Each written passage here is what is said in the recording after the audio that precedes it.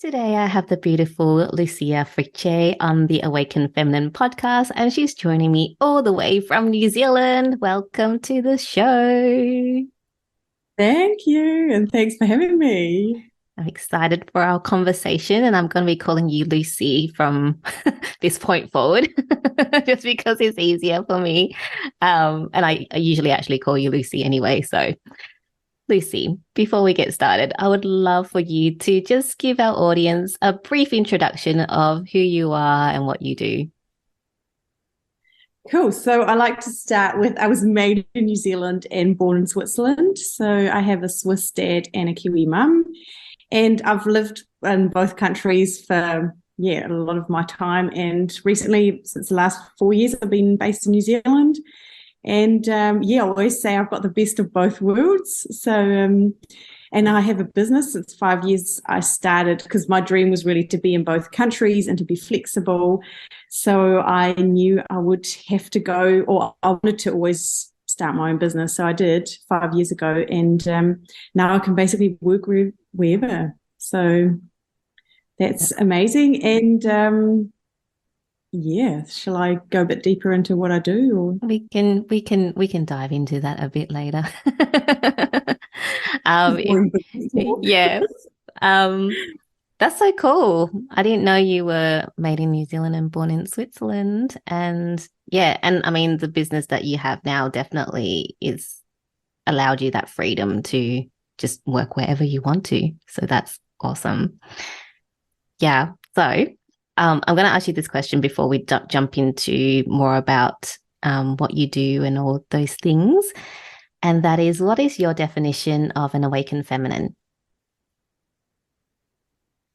Wow, that's a good question. Awakened feminine. It's really starting to live and do what your calling is, like really go to that inner voice that we constantly have. And I know exactly for me, I was in the corporate world, living and working in Zurich. And it was like this next step, but I constantly had this voice in the back of my mind saying, you need to start your own business. You want the freedom, you want to do that. And I think that's, for me, that's that awakening and that feminine part, I guess, too, is just really listening and taking notice and actually going there. And can be super scary, but it's so rewarding. I love that. Thank you for sharing that. Now, Lucy, let's talk about you because that's what we're here to do. So you were saying that you were in corporate. And so can you share with us what you were doing in corporate before you started your own business, and then actually tell us what you're actually doing now and the road that took you there? Yeah, so in the corporate world, I was a marketing manager. So I was overlooking marketing campaigns, but it was also to do with what's the next feature of our products. I was really from the first step, sort of being a part of it, the journey, because I guess that's something in marketing. We need to know exactly what's happening, what's the next feature, what time is it going to be here, that we know when can we start with a campaign. And I really loved it. It was great. I worked across Europe, got to fly in and out of different places because we had development up in Holland. We were based in Zurich. And on the weekends, I'd go jet setting all around wherever it would take me. So I was living a really cool life. I loved it. But I always knew there was more. That must have been, that the awakening that I was sort of waiting for, I guess. And I was waiting for a while. And it took me a while to sort of realize or know when to do it, because, of course, from the outside, it looked like I had a real cool life. Yeah, I was traveling a lot, great job. I earned a lot of money, could do pretty much anything. And but just knew that was not it. And then what was sort of helped me to really quit my job and just to go was I had a car accident and I had a whiplash. So that was really sort of that moment. I was not even 30 at the time, and I was lying in bed, couldn't move, and I knew something had to change. And I was constantly asking myself, is this it? Is this life? Like, it can't be. And then, I quit my job, had no idea what to do, but I knew I'm going to go traveling. And I became a digital nomad for quite some time, about 2 years. And then on that whole journey, I learned to code because yeah, I've always been in marketing, so that's something comes very natural to me. But actually knowing, so I've always working with websites, but actually understanding what's behind it. And that was really the beginning of my business. So my business is called Create Your Future, and it's all about creating the online presence of a business. So really defining their marketing strategy. Where do you want to go? What's your goal? And then doing the whole implementation, such as your website, or it could be graphics or your social media, and also the whole copywriting. So it's really that whole user experience as a whole. It's not just a website that's developed by a software engineer. It's really with the whole user in mind. So that's where, I guess. Yeah, yes. I love that. So, yeah, I love that. Because I think, you know, like just talking from my experience, when you first start out, you get lost in all the things that you should have, like, for your business.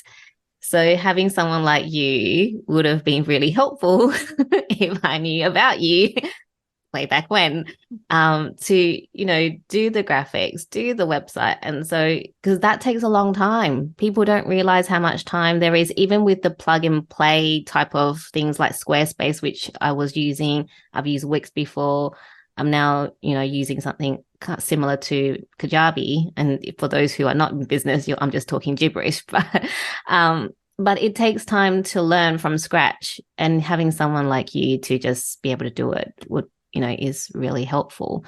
So I want to talk more about you listening to your voice, your inner voice, not your outside voice. You talked about before that, you know, that inner voice helped you to start your business. Were you someone that always listened to themselves, or was that voice not even existent before? I think I'd say I was always aware of the voice, and I was always quite determined that, like, I know when I went to uni, I studied business, and I was like, one day I'm going to run my own business. And I was quite, I guess you'd say, driven, or just so, I just knew that would be what I'll be doing one day. And I think already as a child, when I have these flashbacks of me running this business, and yeah, I guess just knew that I wanted to make a change in today's world. And I'd do that by working and being my own boss.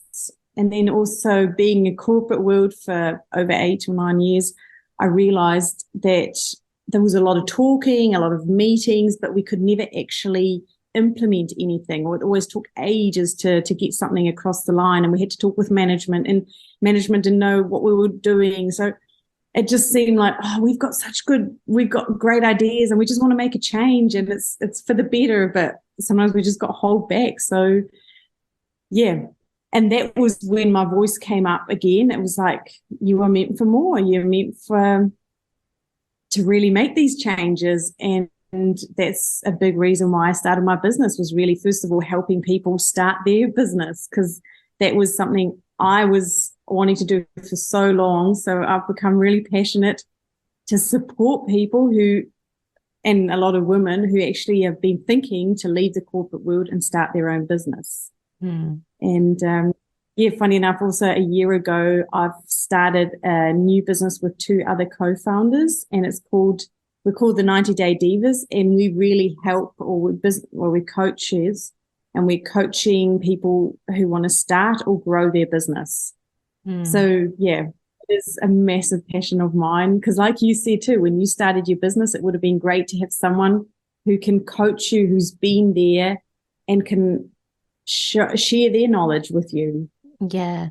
And someone who can who looks at you and go, oh, you're at the beginning and this is what you need, not someone that looks at you and go, you're here, but I'm over here and I'm going to help you get over there, without actually building the foundations, because I think the foundations are really important. So do you mind sharing with our audience, for those who are maybe starting off on their journey of exploring starting a business, or they might have just started, you know, in the early stages, what's the most important things they need as a business owner? Because you do get lost in all the glitz and glamour that's on Facebook and Instagram.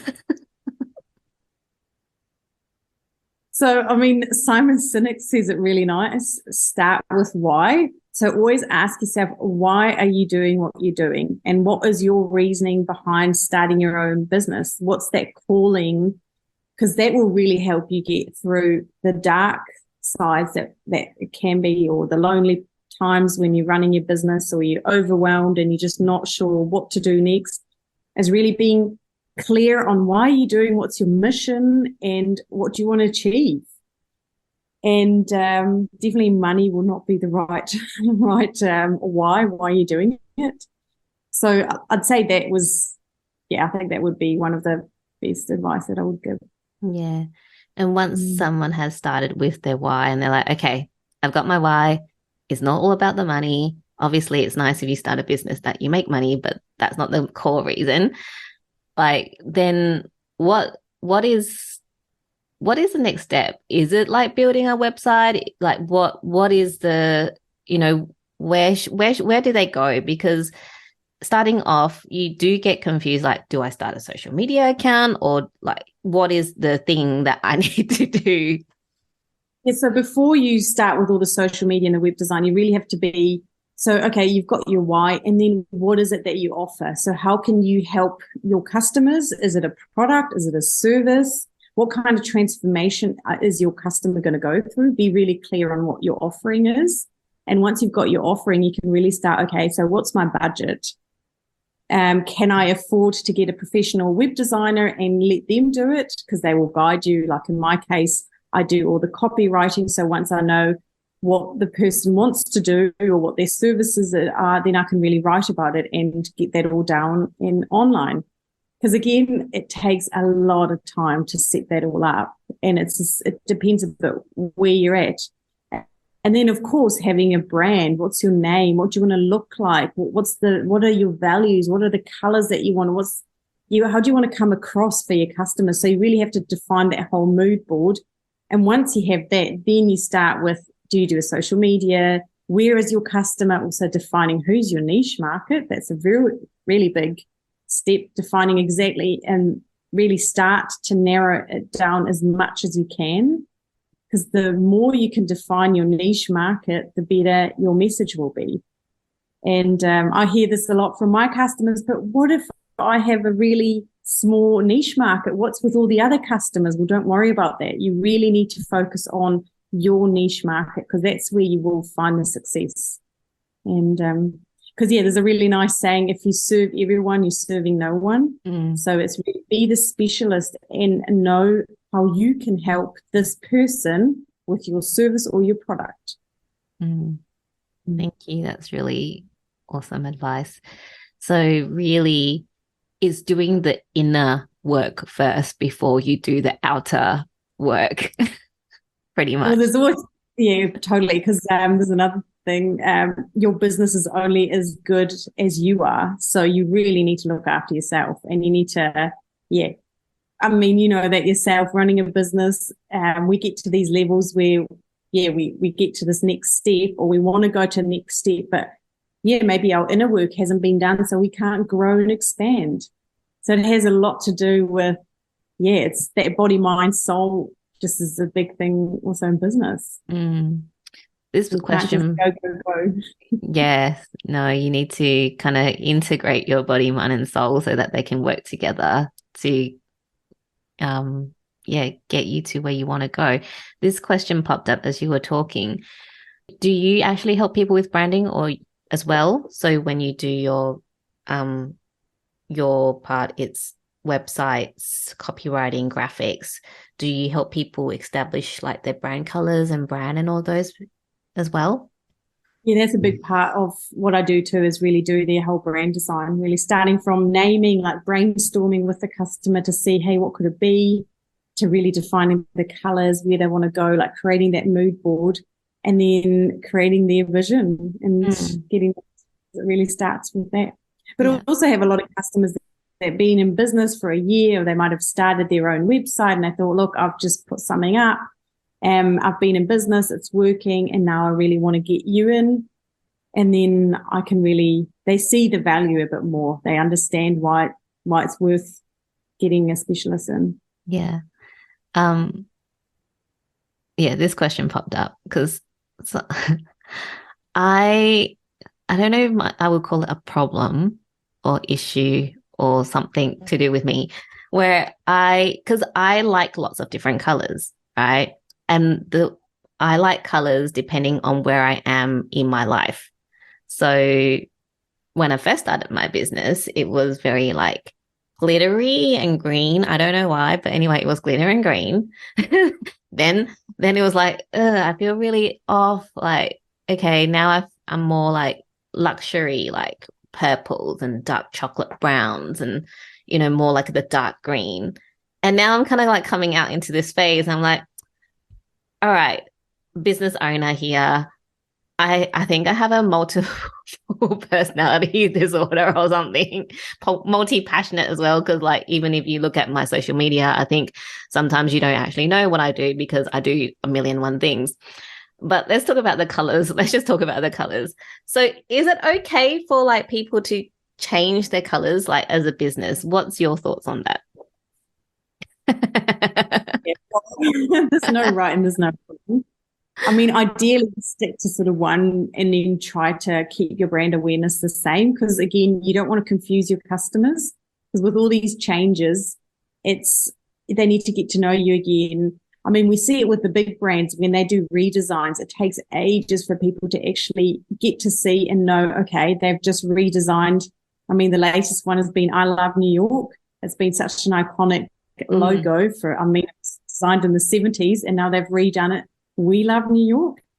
And that is a big change, and you sort of need to get used to it, and a lot of people will not like it. So yeah, what I say is with branding, there will always be people who love it and people who hate it.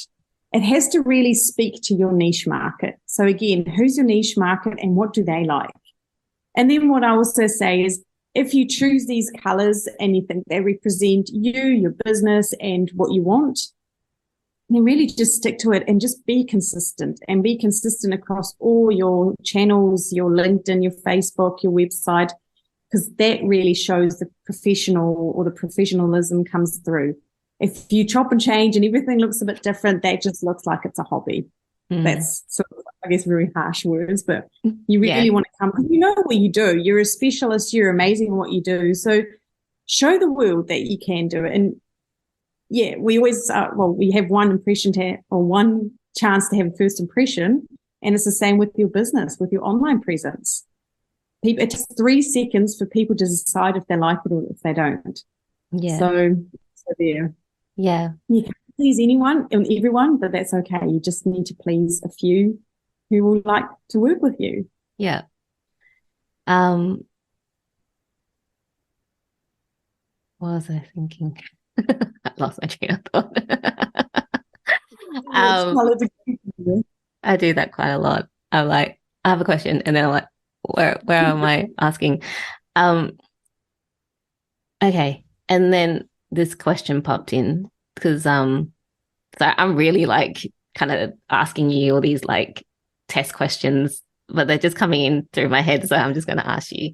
So there's like when I'm online, you see all different schools of different people, and there's people that go, okay, with your branding, yes, keep there's a keep it consistent, don't change kind of thing. Not don't change, but keep it similar so people understand. Like when you told me about the I Love New York, We Love New York, I'm like, no, We Love New York is I Love New York, right? But then there's the camp that goes, well, people, like, the brand needs to reflect who I am and where I am now. So like, yeah, if you, I guess like, I don't know where my question is going, but I'm just kind of like, with the words maybe are just coming out. On that whole being timely, because there's a few things there too. As a business, you decide on colors, and then you basically go, and then you have your mission and you have your service. So you really need to focus on what are you offering your customers. The actual colors, they're so second, or they're just not priority number one. I think I often see that in business owners when they're like, oh, I'm not quite sure what to do next. And they're like, oh, let's just change the brand. It's just sort of, but why are you doing that? Or you really need to ask yourself, why are you rebranding? What is the actual reason and the benefit of doing it? Is it just because you maybe feeling like you've got a bit of time, you're a bit bored, and, oh, maybe the trends have changed? I mean, yeah, that might be the wrong reason to upgrade or to change it. And your business will always change. We are always growing, but it doesn't always need to show through your branding. It could be through your work, what you do. Like you just wrote a book. So, I mean, that is another thing that's showing who you are, what your brand is.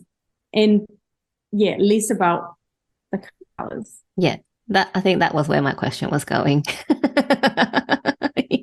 You answered it without me actually asking the question. I'm like, it's just coming through as words. I'm like, Lucy will get it what I'm asking her. Yeah. So I want to ask you, actually, this came up a few times as you were talking, because you lived in Switzerland most of your life then. Yeah. Well, yeah. It was 20. So did you, when you were working over there, were you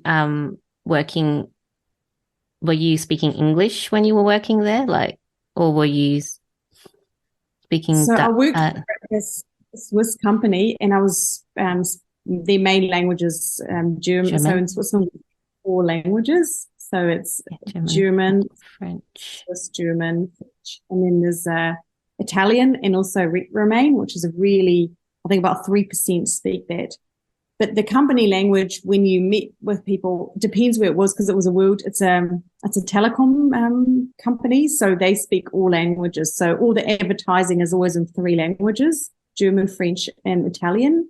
So that's another challenge that country always has. But I spoke mostly German or English, because our developers were in Holland, so we spoke English together. And that was pretty natural me, because I always spoke German with my dad and English with my mum. So. Yeah. And sorry, I know this is like not really about like your business, but I'm just finding it really interesting. So did you have a Kiwi accent when you were in Switzerland, or did you kind of pick it back up when you came back to New Zealand? Yeah, it's so funny. So I've always just heard mum speak English. So that's the only English I always knew, and that was Kiwi English. And it was quite interesting. At the beginning, people were like, wow, you've got such a strong accent. But then that was all I knew, because I didn't have any friends that spoke any English. And if is basically the American English from the movies. So, yeah, that's, I guess. But then I guess, yeah, here in New Zealand, I often get asked if I'm Australian or South African. So it's I guess, a never-ending story. And in Switzerland, I have quite a strong accent too in the Swiss German, because, in Switzerland, they have different accents in different cantons, and each canton has a different accent. And I grew up in the capital in Bern, and we have a very, I guess it is a strong accent. So you can really tell, oh, you're from Bern. And when I lived in Zurich, everyone knew I was from Bern. And so it's sort of been a bit the story of my life. That's so interesting. I love it. My sister-in-law lives in Zurich with her husband. So, and I really liked Zurich when I visited as well. Okay. So do you work with people that also speak German then? So I'm very lucky because I can be anywhere, and I do work with a lot of Swiss clients. And it turns out to be quite good with the whole time difference as well. So I often have my meetings in the evening with them, which is their morning, and then I can work on my day. But I also have people over in America, clients, or here in New Zealand. So it really, I try. Yeah, I like that whole diversifying and being able to work, for anyone. Yeah. Yeah. It doesn't really where you're based. It's more what you do. And if we resonate, and if we have a common grounds really to get started. Yeah. What was the thing that really was enticing for you with being able to work anywhere? Oh, definitely the freedom. Just no one telling me when I can go on holiday where I need to be, what time I need to be at the office. Yeah. So it was really that freedom of being flexibility was another big one. Because, when I was working for the company, I could only take 5 weeks holiday. So it was a bit like, wow, when am I going to take these holidays? And I just thought, well, I often just love, I work a lot in my business. I don't often take holidays and just say, okay, I'm taking 2 weeks off and that's it.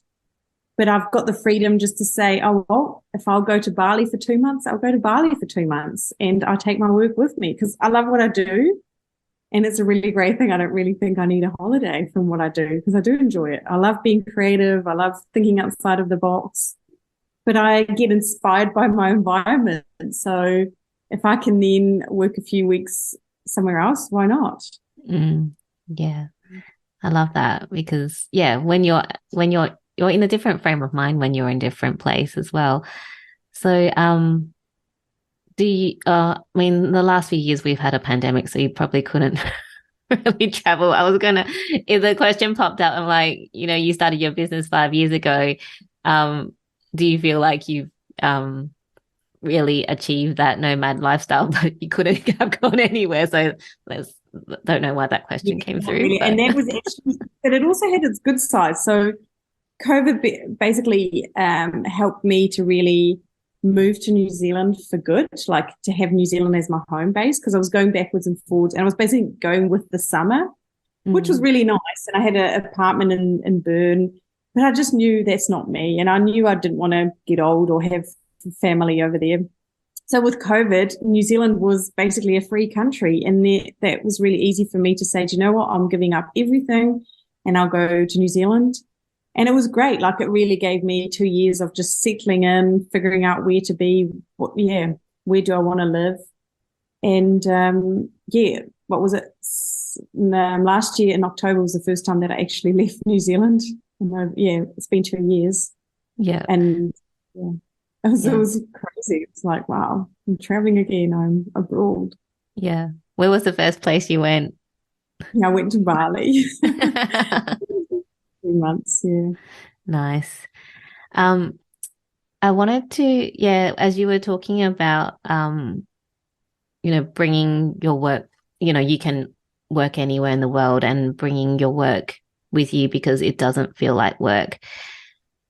Do you mind expanding on that? Just because I think, you hear a lot of people say that, because when you think of the word work, people are like, oh, well, why would you want to take all that? But changing that mindset of viewing your work as work, I think takes a lot for people, especially if they were like working for someone else and then, going, what do you mean you can, when you're working but you love it, is not work? Yeah. How did you have to go through a bit of like a change in your thinking about work, going from corporate to working for yourself?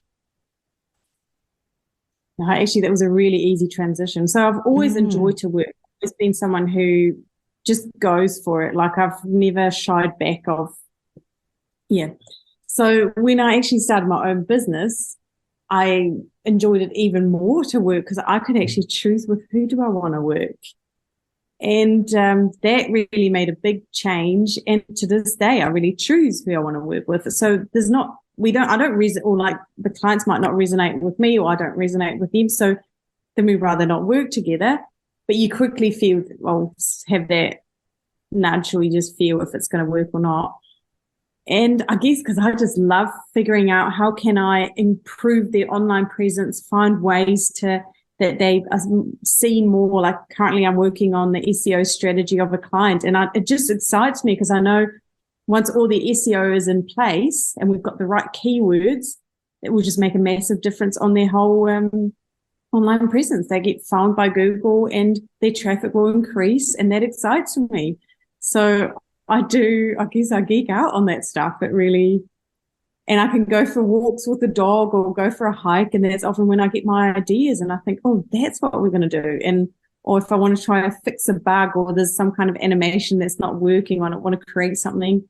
That's where I get my ideas and inspiration. But I guess my drive is really finding the best solution for my customers and really putting myself into their situation and how can I support them? I guess helping has always been quite big in my family.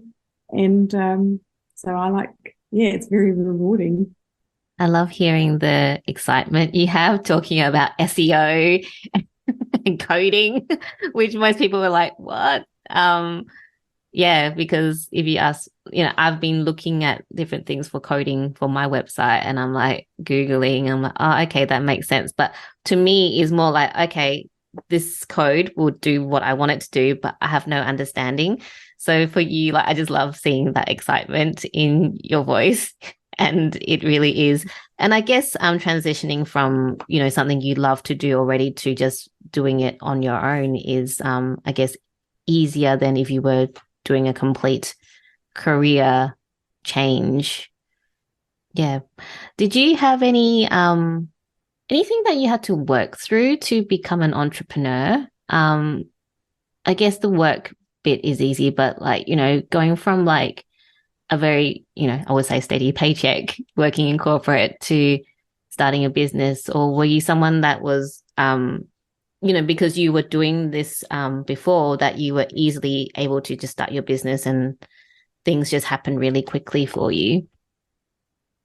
I think what I had was this inner knowing. I knew it would somehow work because like I say, my why was quite strong and my calling was, I just knew this is going to be something. And I really trusted that and didn't want to get too freaked out about not knowing what might happen. And I knew the digital space, it's constantly changing. So, I mean, when I started 5 years ago, there was a different trend to now.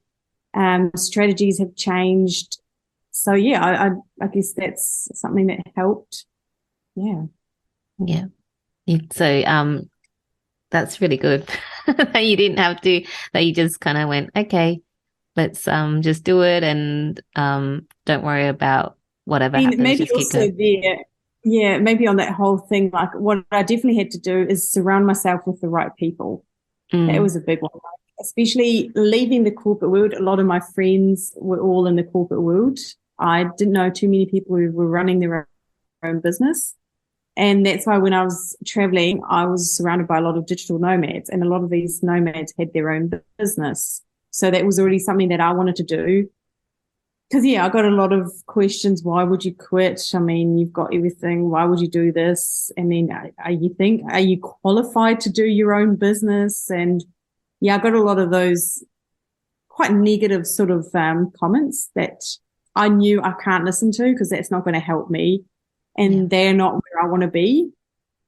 So it was quite lonely at the beginning. It was really like a lot of work, a lot of go, and a lot of, you spend a lot of time with yourself. Sometimes you start asking yourself, is it going to work? But that was something my grandma always told me, is like, just trust yourself and just go for it. Like, yeah. Yeah, I love that. Because I think, I can't remember what the actual statistic, but I think most businesses don't last more than like a year, startups, because people you go through that doubt, you go through, what am I doing? But, it really takes, trust and courage to keep going. And, 5 years on now, you're going strong, starting another business and, help women, mostly. Is that correct? Or do you help? Yeah. So when it comes to like the business growth, it is like, I mean, I love working with anyone who wants to start their business and wants to grow their business with the online presence. But we've found our niche market with the 90-Day Divas is really women who want to start their own business and leave the corporate world. Yeah. I think what I was 5 years ago. Yeah. So. Yeah, when I heard divas, I'm like, yeah, it's women. And I remember it's women, but I'm just, because I know you've got your own separate business, whether you also help men as well. Yeah, that's actually quite an interesting comment, because with the 90-Day Divas, we help a lot of men too. But we often love it. It's because we are the 90-Day Divas, because we've got a 90-day business blueprint program. That's why the 90. And one of the members, she's just always she always said, I want to be a diva one day. And then we said, oh, well, 90-Day Divas. I think that's it. So we are the 90 Day Divas, and we support business owners with their growth, with their business growth. Yeah. That's awesome. And, it also goes to show you kind of when you were talking about the niche, it doesn't really matter. Like, you have your niche. This is people you're serving. But, people, like men, would still go and find you because what you're doing is what they need. And it doesn't have to be, marketing to everyone, like you were saying. And that's, again, like, it can be really scary to say, okay, our niche is just women who are leaving the corporate world. You could be like, well, that's such a small niche. Why would you only want to help those people? But like you say, they will see our blog post. They might see a blog post that they were resonating with, and then they'll go and have a look at more stuff and what we do. And we might have a workshop recently we did a workshop on motivation, how to be motivated. And I mean, everyone needs to know how to stay motivated. So yeah. We do really want. I guess we have a passion for business owners. Yeah. Now I can see the thread that we were talking. I'm like, why was I asking you all those questions about niches? It's like, okay, we're bringing it all back. It all makes sense, because I'm like, oh my gosh. But yeah, I just love that. Yeah, and I think, like, even with our men, I think men in business, most of them, like the ones that are out there maybe advertising, I mean, I've seen them, they're all like rah, rah, rah, like really quite aggressive. And having women like helping them is, a different kind of perspective and view. So I love that. Even though you don't market directly to men, you still attract them. And that's the magic of the niche and what Lucy and her business partners do. So there you go. Yeah, Lucy, I'm just looking at the time. I've got a couple more questions for you. The first one is, what would you like our audience to take away with them from this conversation? What I really want to encourage each and everyone listening is, if you've got that inner knowing, that little voice in your head telling you to do something, or like really go for it, really do it, go for it. Like I always say, what have you got to lose? And I think it's always, I like this saying, you either win or you learn. So I think from everything we take something and we grow, because you don't want to go through life regretting not have started that business or have given it a go, because yeah, we've got this limited time on this great planet, so let's make the most of it and really shine your light out there and share with the world what you've got, and stop hiding, like really stop playing small and go out there and share your magic. Yay. I love that. Thank you for sharing that. And lastly, I'd love for you to share with us what's currently setting your soul on fire. What's setting my soul on fire? Well, I guess a lot of different projects of work. Currently, I've got my whole family over here in New Zealand. That's really exciting. We've got some holiday plans, and I'm being surrounded by my loved ones. Yay.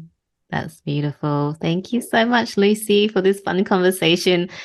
If people want to find out more about you and how they can work with you, where's the best place to go? The best place to find me is on my website, and that's createyouronlinepresence.com. And there you can really see what I do. I've got my portfolio, and just get in touch. And if you want to hop on a call, let's do so. Or if you want to know more about the 90 Day Divas and how you can grow your business, we've got a podcast and we've got lots of freebies on there. It's 90 daydivas.com. So 90 as in 90, and then daydivas.com. Amazing. I'll have all your details in the show notes so people can reach out to you. Thank you once again, Lucy. Yeah, thanks for having me.